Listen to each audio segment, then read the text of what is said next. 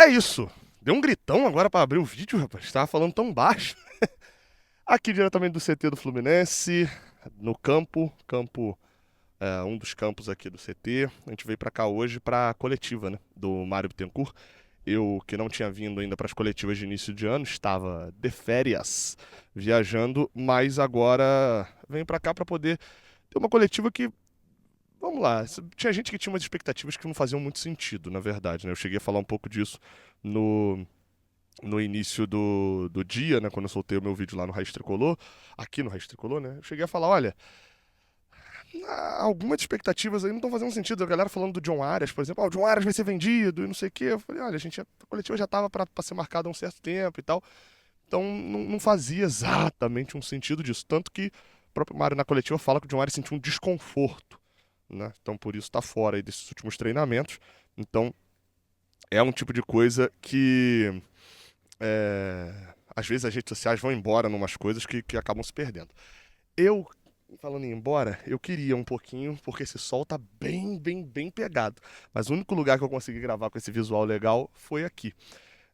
Inclusive aqui do lado, carro do Mano Menezes, a gente trocou uma ideia aqui com o Mano logo assim que chegou. Enfim, a expectativa tá bem alta para a temporada do Fluminense, mas a gente começa falando das falas do Mário Bittencourt. Vamos falar um pouquinho de mercado primeiro, ok? A gente fala de uma informação, aí é complicado, né? Porque aí vou ser engenheiro agora de uma obra que já está pronta. Mas que ontem à noite conversávamos, eu, Cauã Tinoco e Vitor Lessa.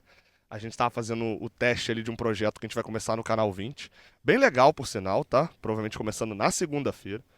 É, E a gente conversava e a gente tinha notícia de que o Fluminense tentou, o Claudinho com o Zenit na troca pelo John Arias. O John Arias é desejado pelo Zenit há um bom tempo, todo mundo sabe disso. Já foi feito proposta, o Mário mesmo confirmou aqui. E o Fluminense fez uma proposta, então me dá o Claudinho, você fica com o John Arias. E eles aceitaram. Inclusive, parte do salário seria pago, parte do salário do Claudinho seria pago pelo Zenit. O Mário falou disso aqui hoje na coletiva, a gente acabou não dando a notícia porque não tinha totalmente a confirmação, né? E a gente só publica aquilo que a gente confirma, né? A verdade dos fatos é essa. A gente só publica aquilo que a gente tem confirmado para poder ter segurança na informação, porque a gente faz quando é necessário, mas a pior coisa para o jornalista é ele ter que depois vir fazer correção. Quando a gente erra, a gente faz, mas a gente tenta fazer o mínimo possível. Então a gente não publicou essa história do Claudinho. O Mário falou hoje na coletiva, e aí confirma, né, essa notícia que a gente tinha. E assim, é a situação do John Arias. Ele até fala na pergunta do Lessa: a situação do John Arias é uma situação muito complexa pro Fluminense, e muito complexa pra torcida, e muito complexa pro John Arias. Complexa pra torcida por quê? Porque a torcida tem um carinho enorme por um jogador que a gente sabe que a qualquer momento pode sair. Complexa pro John Arias porque ele deseja uma proposta para poder ir pra Europa. Isso é um fato. Ele não quer ir pra Europa, Rússia, que é meio Ásia, né, inclusive. Mas enfim, ele não quer ir pra essa Europa. Ele quer ir pra uma Europa que ele tenha uma possibilidade de jogar uma Champions League, que é coisa que a Rússia não está hoje, por causa dos embargos. Ele quer uma Europa que tem uma qualidade de vida melhor do que talvez ele encontre em São Petersburgo, né? De em relação a frio, né, por exemplo. Então ele não quer ir. Então é complicado porque o único time que procurou o John Arias fazendo uma proposta foi o Zenit. E é complicado pro Fluminense porque sabe que tem no seu elenco um jogador que já entregou tudo que tinha para entregar no Fluminense. Ou melhor, não entregou tudo que tinha para entregar. Já entregou uma quantidade de coisas que, pô, chama muito a atenção, que já se pagou, mas que ele não pode contar com o John Arias porque na hora que vier uma proposta ele vai embora. E aí, essa fala do Mário Bittencourt, acho que tem um teor também de jogar um pouco pra torcida de, olha só, a gente poderia ter o Claudinho, a gente poderia ter feito uma boa venda do John Arias. Ele chega a falar isso num momento. A gente poderia ter uma boa venda do John Arias. Talvez a gente vá fazer uma venda pior do que a proposta do Zenit. Mas é porque o jogador precisa aceitar ir. E o jogador não aceitou até agora. Vocês estão percebendo, não sei se está aparecendo aqui a camisa, mas assim, o calor tá, como diria o Bola de Fogo, o calor tá de matar, né? Mas vamos lá, outro assunto, tá? Terãs. O Mário chega a falar, né, que vai embora mesmo, já está confirmado. O Terãs vai por um empréstimo de graça. O Penharol vai bancar todo o salário do jogador. Então o Fluminense não ganha nada, mas deixa de gastar com o jogador. Outra questão, renovações. O Mário confirmou que procurou o Guga também, explicou algumas renovações. Dentro dessas explicações, enquanto chega Ignácio, chegando aqui agora no CT. Dentro dessas explicações, creio eu que a que mais chama atenção é a do Ganso. Ele se justificou muito em relação ao Ganso, que é quem não renovou ainda. Existe uma situação de uma proposta, né, informação até que o Lessa deu hoje de manhã, de uma proposta que não foi tão assim, né, enfim, há uma questão de negociação sobre a proposta em relação ao Fluminense não ter sido tão alta. O Ganso quer uma renovação um pouco maior. O Mário disse que a renovação deve acontecer quando eles pararem para conversar olho no olho. Foi assim que aconteceu as outras, então, a partir do momento que o Ganso sentar para conversar aqui no CT com o Mário também, isso deve acontecer em breve, deve acabar alinhando e finalizando a renovação. Sobre Rony, cara, um assunto complexo, hein? Porque, assim, fica bem nítido que o Mário quer contratar o Rony. Ele fala todas as valências que a gente aqui, inclusive, já falou algumas vezes, tá? Sobre essa situação. A gente algumas vezes já falou, tá olhando aqui que o Ignacio foi um dos primeiros a chegar, tá? Aqui no treinamento. Vejo 8 carros apenas ali, sendo que o do Mano tá do lado de cá.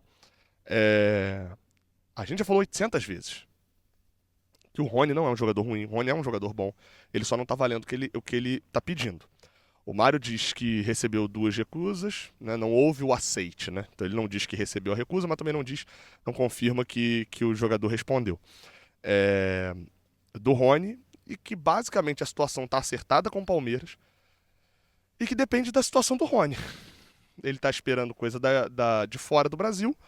E aqui do Brasil, a gente viu hoje mais cedo a notícia da Joana de Assis, que o Santos está disposto a igualar a proposta do Fluminense para o Palmeiras, e aí seria mais uma negociação entre clube e jogador. Então a situação do Rony é essa. Sobre questão financeira, vou até citar essa questão do Rony aqui. Ele diz o seguinte: tem o aceite do Palmeiras e uma proposta na mesa. Se ele decidir aceitar os termos ou quiser fazer algum ajuste, a gente vai conversar. Por enquanto não teve nada. Ou seja, tá nas mãos do Rony a situação. E aí a gente entra para o mercado inflacionado, que foi um dos temas que foi perguntados ali pelo menos 2, 3 vezes, tá? A minha pergunta, inclusive, se baliza um pouquinho nisso, apesar de ter sido a primeira. O Mário fala 200 vezes que a falta de um fair play financeiro, a entrada de SAFs sem muita regulamentação e etc. está prejudicando o futebol brasileiro, porque e a alta do dólar também, os valores dispararam. Fala também que eles chegaram à conclusão que o Fluminense precisaria gastar um pouco mais de dinheiro, porque para contratar um jogador que custasse, né, um valor, enquanto chega aqui agora no CT, o Josmiro, o preparador de goleiros. Para contratar jogadores nessa idade, o Fluminense vai conseguir só pagando, porque jogadores um pouco mais velhos você consegue vindo de graça. Jogadores bons nessa idade você vai ter que pagar. Então o Fluminense está gastando dinheiro, está comprando na alta. O Fluminense está comprando jogadores, está indo ao mercado efetivar contratações na alta. E todo mundo que mexe com um pingo de investimento sabe que qual que é a regrinha? Você compra na baixa, vende na alta, né? Óbvio que o futebol não se regula dessa maneira. Então o Mário se explicou algumas vezes sobre essa situação de ter que comprar um jogador num momento em que vai ter que pagar mais caro. O Fluminense pagou alto no Canóbio, não pagou tão alto quanto o Palmeiras teria que pagar, mas pagou alto no Canóbio. É uma compra de um valor bem alto. Tá fazendo uma proposta altíssima no Rony. E a minha indagação é a seguinte: no ano passado, quando eu perguntei sobre metas esportivas, o Mário não respondeu a minha pergunta, exatamente. Quando eu perguntei ano passado sobre metas esportivas, que as metas elas não estavam sendo conservadoras, estavam sendo muito fortes, muito altas, né? O Fluminense projetava receber, por exemplo, ir até semifinal, de quartas de final de Libertadores e Copa do Brasil, projetava chegar, acho que entre os 6 primeiros do Brasileirão, era uma projeção muito alta. E, na verdade, não bateu nenhuma. A única, na verdade, que bateu foi a Recopa, porque você já entra na final, era só ganhar aquele jogo, o confronto dos 2 jogos. Então, assim, quando teve isso, eu perguntei ao Mário e falei: olha só, tudo indica não vai bater. O que vai acontecer se o Fluminense não bater essas metas? E aí ele enrola, aquela moda do Mário, né? Dá 200 respostas e vira e fala assim: a gente vai ter que vender jogador no final do ano. É basicamente isso, a gente vai ter que vender jogador no final do ano. A venda do André acontece no meio do ano, por um valor bom e tal, isso baliza ali um pouquinho e salva numa situação financeira ali de prejuízo que poderia se ter no ano por não ter batido as metas e não ter recebido as premiações. Só que não vendeu ninguém no final desse ano. Ainda não houve venda. Então o Fluminense está comprando na alta e não vendendo na baixa. Pelas falas ali, algumas falas do Mário, deu a entender que o Martinelli está bem na vitrine para ser vendido. Tá? A gente já ouviu algumas coisas de um Martinelli não muito satisfeito e tal, mas sabe também que a situação do Fluminense é o Fluminense não tem outro volante. Ele chega a citar que o Martinelli joga de primeiro volante para no momento de justificar ali a falta de outra contratação de volante.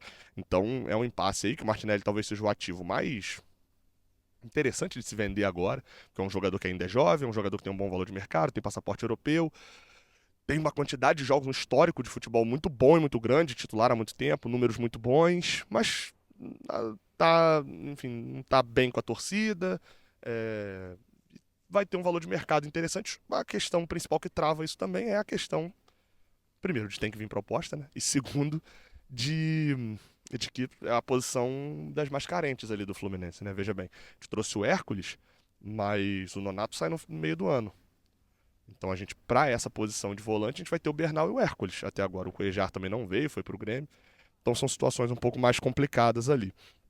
Então assim, eu fiz a pergunta do Fluminense estar preparado para isso, porque pode ser que esse ano seja ruim desportivamente.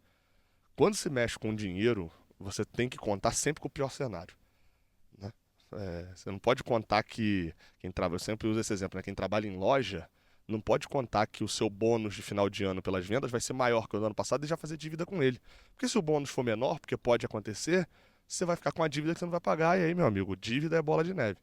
E no futebol a mesma coisa. Assim, você tem que contar com um cenário que não seja tão bom. E a partir dele, no ano seguinte, o cenário não tão bom pode ser 10º lugar. No ano seguinte pode ser nono. Mas você não pode projetar lá no alto. E aí o meu medo em relação a essa questão financeira é que o Fluminense está contratando nesse momento de alta geral do mercado. E o futebol a gente não controla. Pode ser que o Fluminense faça um campeonato brasileiro, não digo nem de ser rebaixado, mas que não vá para nenhuma competição sul-americana no ano que vem. O Fluminense vai assinar um contrato de 3, 4 anos com o Rony, vai ter condições de pagar isso? Essa fase, o Mário respondeu com uma palavra só: sim, quando ele falou que está preparado, mas disse que está tudo dentro de um fluxo de caixa que o Fluminense se encaixa na realidade do Fluminense. Minha dúvida é se está considerando a mesma realidade que era no ano passado, quando projetou que o Fluminense seria sexto, que o Fluminense iria para semifinal, quarta final, ou se está de fato projetando uma realidade que não seja tão otimista assim. Mais sobre o que? Sobre a coletiva que me chamou a atenção. Sobre o Ganso tem aqui uma declaração que eu escrevi as aspas também. A gente fez uma proposta de renovação até 2026 com valorização salarial. No primeiro momento, ele não se interessou pelo movimento, mas na próxima semana teremos uma reunião para seguir. Acho que vamos chegar num consenso, torço para isso também. Aí, enfim, elogia o jogador e tal. E aí, de resto, ele fala sobre contratações ainda também, né? Fala que se tiver mais um ou dois nomes que a comissão técnica entendem que chega para ser titulares, o Fluminense vai ao mercado contratar. Mas que no momento não tem nada, mas também ainda pode ter saídas. Os mercados europeus abriram agora, a gente pode ver nos próximos dias, na verdade, é virar a chave. Começar a apurar sobre saídas e não necessariamente sobre chegadas. Eu acho que falei sobre tudo da coletiva, dessa vez eu não anotei tanta coisa, e de fato a coletiva foi menor. Não tiveram tantos jornalistas aqui, acho que foram 6 ou 7 perguntas apenas. Apesar das respostas longas, né? Mas foram 6 ou 7 perguntas, então os assuntos foram mais esses. É isso, tá? CT do Fluminense. Vou me despedindo.